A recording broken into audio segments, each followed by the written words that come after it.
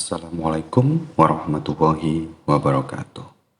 Om Swastiastu, Namo Buddhaya, Salam Kebajikan. Perkenalkan, nama saya Septiawan Dwi MSPD. Saya selaku calon guru penggerak dari SMP 10 November Kabupaten Sidoarjo, Provinsi Jawa Timur. Pada video ini, saya akan mencoba untuk menjelaskan tentang modul 1.1 A6, demonstrasi kontekstual menurut Ki Hajar Dewantara. Konsep dasar pendidikan Ki Hajar Dewantara. Ki Hajar Dewantara membedakan kata pendidikan dan pengajaran dalam memahami arti dan tujuan pendidikan. Pengajaran adalah bagian dari pendidikan. Pengajaran merupakan proses pendidikan dalam memberi ilmu untuk kecakapan hidup anak secara lahir dan batin.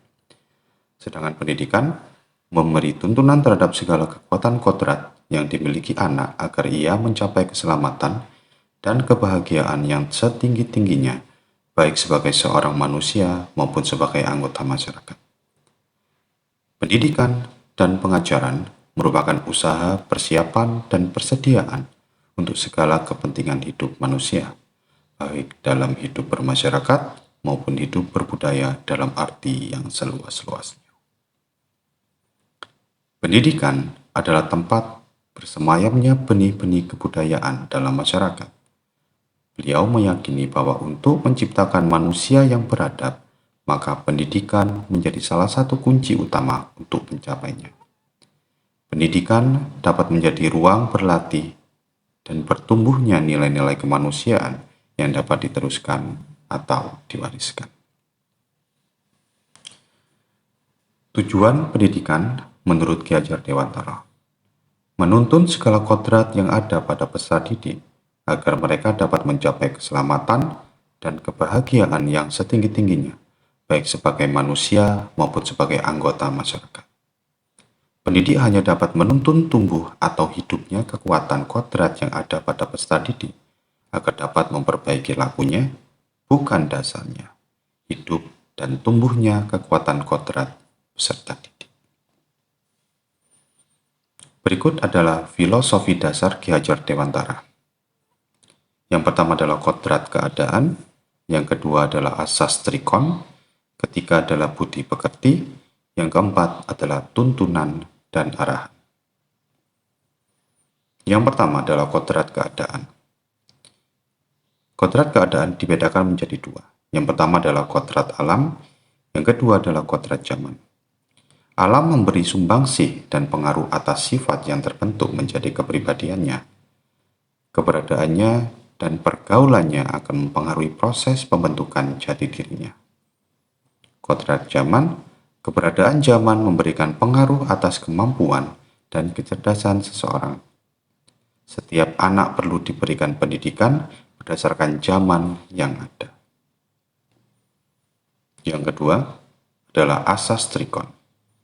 Yang pertama adalah kontinuitas, yang kedua adalah konvergensi, yang ketiga adalah konsentris.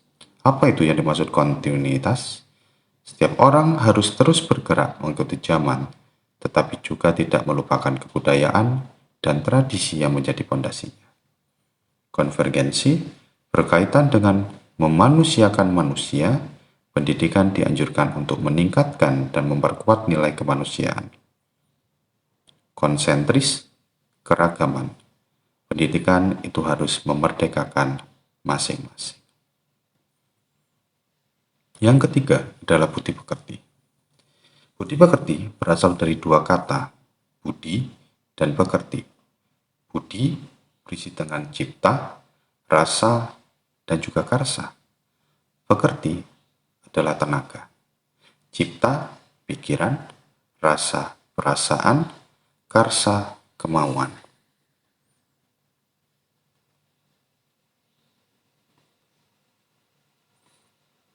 Pendidikan dituntut untuk mampu mendorong peserta didik agar menggunakan akal dan pikirannya, sehingga mereka mampu mengatasi permasalahan dan bermanfaat terhadap orang lain. Selain itu, pikiran juga perlu diseimbangkan dengan perasaan, sehingga dalam bertindak tidak semaunya sendiri dan memiliki akal, empati, serta simpati. Pendidikan juga mendorong setiap anak untuk memiliki kemauan dan semangat untuk meraih cita-cita dan impiannya. Pendidikan itu harus holistik dan seimbang, tidak timpang, sehingga membawa kesempurnaan budi pekerti yang membawa anak pada kebijaksanaan. Yang keempat adalah tuntunan dan arahan. Pendidik merupakan pamong yang bertugas untuk menuntun peserta didik ke jalan yang benar. Oleh sebab itu, setiap pendidik perlu memperhatikan sikap dan perilakunya di depan peserta didik, sebab peserta didik memiliki kecenderungan untuk meniru perilaku orang dewasa. Seperti slogan yang dipaparkan oleh Ki Hajar Dewantara, ing ngarsa sung tulodo, ing madya mangun karsa, tut wuri handayani. Ing ngarsa sung tulodo, di depan memberikan teladan. Berarti pendidik memberikan contoh yang baik untuk peserta didik. Ing madya mangun karsa, di tengah membangkitkan semangat. Yang berarti adalah memfasilitasi peserta didik untuk bisa menjemput kodratnya. Tut wuri handayani, dari belakang memberikan dorongan. Ini bermaksud adalah peserta didik wajib hukumnya untuk memberikan arahan, semangat, dan motivasi terhadap peserta didik. Murid bukan kertas kosong yang sebebasnya guru bisa menuliskan apa saja yang dikehendaki di dalamnya. Murid menyimpan potensinya masing-masing, dan kita sebagai guru hanya bertugas memfasilitasi mereka untuk menjemput kodratnya. Thank you, terima kasih, salam guru penggerak.